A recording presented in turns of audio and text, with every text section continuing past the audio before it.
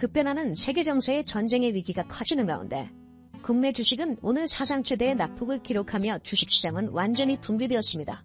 코로나 때보다 심하다는 자영업자들의 절규가 쏟아지는 대한민국의 절체절명의 위기 상황에 대통령 윤석열은 당당히 휴가를 떠나며 국민들의 분노가 쏟아지고 있습니다. 특히나 하루 전 이재명 대표를 중심으로 수천 명의 민간인 사찰이 검찰을 통해 이루어진 것이 사실로 드러난 가운데 이것이 윤석열의 지시 없이는 불가능했을 것이라는 분석이 쏟아져 탄핵 사유가 추가되었다는 반응이 나오고 있습니다. 오늘의 주요 소식 국민주권TV에서 국민 여러분께 자세히 전해드리도록 하겠습니다. 구독과 좋아요로 저희를 응원해주세요. 항상 최선을 다해 진실만을 전달하기 위해 끝까지 노력하는 국민주권TV 되겠습니다. 이재명 전 더불어민주당 대표가 검찰로부터 통신 조회를 당한 사실을 자신의 SNS에 공개했습니다. 4일 민주당에 따르면 이 전 대표는 전날 자신의 페이스북에 한 문자 메시지 내용을 사진으로 올리며 통신 조회가 유행인 모양인데 제 통신 기록도 라고 썼습니다. 이 전 대표가 올린 사진을 보면 서울중앙지검은 올해 1월 4일 이 전 대표의 통신 정보를 조회했습니다. 이 전 대표의 통신 정보를 제공받은 수사기관은 서울중앙지검 반부패 수사제 일부로 조회 목적은 수사라고 적혀 있었습니다. 조회 주요 내용은 성명과 전화번호이며 해당 문자를 보낸 발신 번호는 1301 검찰 콜센터입니다.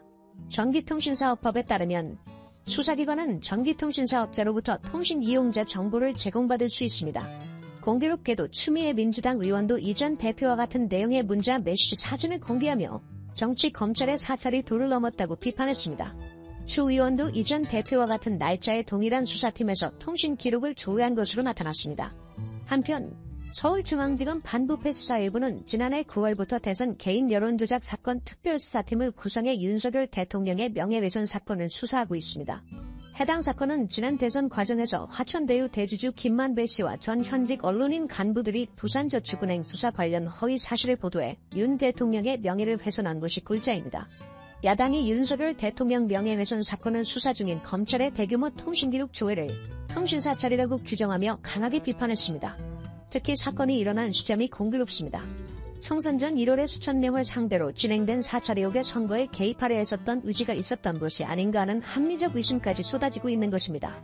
박찬대 더불어민주당 당대표 직무대행 겸 원내대표는 5일 당 최고위원회에서 검찰이 이재명 전 대표를 비롯한 야당 정치인과 언론인 등 수천 명을 상대로 전방위적인 통신사찰을 해온 사실이 드러났다.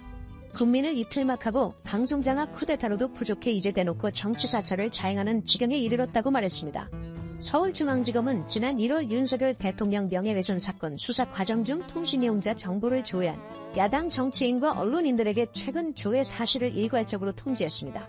박 원내대표는 지난 2021년 12월 공수처의 야당 정치인과 언론인에 대한 통신자료 조회를 게슈타포, 독일 나치의 정치경찰라 할 일이라고 비판했던 윤 대통령의 발언도 인용했습니다. 박 원내대표는 그 말대로라면 윤석열 정권이야말로 게슈타포가 판치는 나치 정권이라며 총선 직전에 야당과 언론을 상대로 광범위하고 조직적인 정치사찰 배경이 무엇인지 윤석열 대통령이 직접 국민 앞에 해명해야 한다고 말했습니다. 조국혁신당에서도 비판의 목소리가 나왔습니다. 황운하 조국혁신당 원내대표는 이날 당 최고위원회에서 검찰의 직접 수사 대상 범위를 축소한 검찰청법에 따르면 검찰은 명예훼손 사건을 직접 수사할 수 없다며 법을 어겨가면서 명예훼손을 수사하면서 무차별적으로 민간인 사찰까지 저지른 것이라고 비판했습니다. 이어 황 원내대표도 과거 공수처의 통신기록 조회에 대해 미친 사람들 아니냐고 비판했던 윤 대통령의 발언을 인용했습니다. 황 원내대표는 윤 대통령은 과거 검찰총장 시절 한동훈 검사의 휴대전화를 압수수색한 것에 대해 당시 이성윤 지검장에게 시정잡배 수준으로 내가 눈에 뵈는 게 없냐고 했다며 똑같이 검찰에게 묻겠다. 미친 사람들 아니가. 내가 눈에 뵈는 게 없나고 말했습니다. 황 원내대표는 명예훼손 수사에는 수천 명의 통신정보를 조회한 검찰이 추가조작, 명품백 수사에는 김건희 여사의 통신정보를 조회한 적 있는지 공개해야 한다며 수사권으로 보복하고 힘없는 사람들 골라서 지독하게 괴롭히는 검찰이 깡패 조직인지 김건희 부부 서초동 용역인지 국민들이 궁금해한다고 말했습니다. 더불어민주당은 다음 주 여름 휴가를 앞둔 윤석열 대통령을 향해 대한민국은 쑥대밭으로 만들어놓고 휴가를 떠나겠다는 뻔뻔함의 분통이 터진다고 3일 비판했습니다. 최민성 민주당 대변인은 이날 논평을 통해 무엇 하나 정상적으로 돌아가지 않는 경제와 악화일로의 민생에 국민께선 코로나 때보다 더하다며 신음하고 있는데 대통령은 유의자적 휴가를 간다는 말인가라며 매일이 아수라장 같은 현실에 국민께선 절망하고 계신데도 윤 대통령은 휴가 갈 생각을 하며 팔자 좋게 콧노래를 부르고 있었느냐고 밝혔습니다.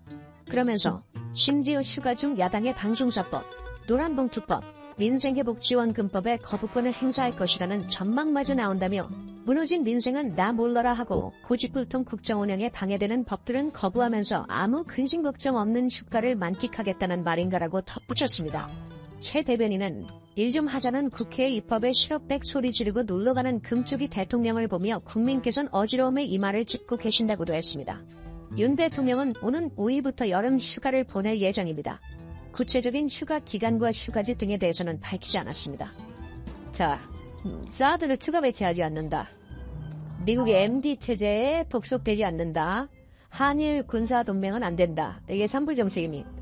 예, 기억납니다. 네, 기억나시죠? 예. 우리 국방부 장관은 이 산불 정책에 대해서 찬성입니까? 반대입니까? 저는 첫 번째 사드 추가 배치 군사가 필요하다면 해야 된다고 보고요. 두 번째 미국 MD는 이란 용어는 용어 자체가 좀 잘못됐다고 한일 동맹에 대해서 반대합니다. 한일 군사동맹은 반대합니까? 예, 한미일 안보 협력을 강화하는 알겠습니다. 찬성하고 알겠습니다. 예. 그러면 국민의힘 대변인이 공식적으로 낸 논평 한미일 군사동맹 운운했을 때 국방부에서 반대 입장 표명했습니까? 안 했습니까? 그 표현에 대해서는 국민의힘에서 정정 함부로 하고 있어요. 그 문제가 됐을 때 정정한 거죠. 그 논평 낸 것을 국방부에서 인지를 못했습니까? 이제 그 과정은 제가 살펴보겠습니다. 네, 알겠습니다.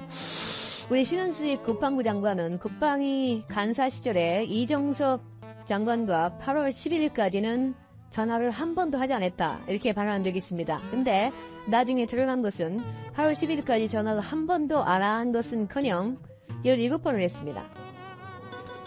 이 부분에 대해서 본인이 사과할 용의가 있습니까? 거짓말한 거에 대해서? 위원장 그때 명확하게 속기록을 보면 최상병과 관련된 그 상의 통화를 안 했다. 그건 전제 조건을 했다라고 말씀하시는 걸 들었는데요. 결과적으로 17번 통화를 했잖아요. 최상병과 전화를 했건 안 했건 간에 그것과는 상관없이 어쨌든 장관이 그때 간사하실 때 얘기는 이정섭 장관과 통화하지 않았다. 이게 방점이에요.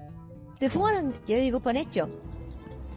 몇 번인지는 제가 기억이 나지 않는데 최상병과 다른 장관이 응원했다고. 이런 경우는 그냥 솔직하게 뚝 쳐놓고 사과하고 넘어가는 게 좋습니다. 제가 알겠습니다. 사과를 그냥 가봐라 하는데 그걸 최상병과 알겠소만 안 했다는 알겠습니다. 임성근 사단장이 명예전역 신청을 했다고 그러는데 이유가 뭡니까? 명예전역 신청한 이유가 그 이유는 자세히 듣지 않았는데 해군본부에서 지금 심사를 사인다. 아까 박평 의원님 말씀하신 일반적인 법의 성격상 해군에서 잘 판단하겠지만 어려운 것으로 저는 이쪽으로 보고 국방부 장관께서는 명예전역은 어렵다, 불가능하다 이런 입장이신 걸로 알겠습니다. 전마님 얼마 전에 12사단에서 신병 얼차례 사건이 발생했고 그래서 중대장과 부중대장이 구속됐죠. 그렇습니다. 네, 잘못된 일이죠. 잘못됐습니다. 적용된 형법이 어떤 법이었습니까? 직권 남용과 그렇습니다. 가혹행위 이런 것 들어와. 군형법 제62조 가혹행위입니다. 그래서 직권이라 하면 본인의 권한이 있다는 거죠. 그 직에 따른 권한이. 그래서 일함을 적용받아서 군형법 62조 가혹행위 직권을 남용하여 확대. 정치권 소식입니다. 8월 임시국회 첫날 여야가 충돌하고 있는 노란봉투법이 본회의를 통과했습니다. 국민의힘은 압법 중에서도 압법이라며 윤석열 대통령에게 거부권 행사를 건의하겠다 맞섰습니다. 정태훈 기자입니다. 7월 국회 마지막 날 자정까지 필리버스터가 진행되며 여야가 팽팽히 맞선 노란봉투법이 결국 국회 문턱을 넘었습니다. 재석 179인 중 찬성 177인, 반대 2인으로서 노동조합 및 노동관계 조정법 일부 개정 법률안 대안은 가결되었음을 선포합니다. 국민의힘은 표결을 거부하고 전원 퇴장했고 투표에 참여한 의원 중에선 개혁신당 소속 이주영 의원과 이준석 의원이 반대표를 던졌습니다. 노란봉투법은 파업 노동자에 대한 사측의 과도한 손해배상 청구를 제한하는 게 핵심으로 민주당은 노동권 보장을 위한 민생법안이라며 윤석열 대통령의 수용을 압박했습니다. 거북한 중독으로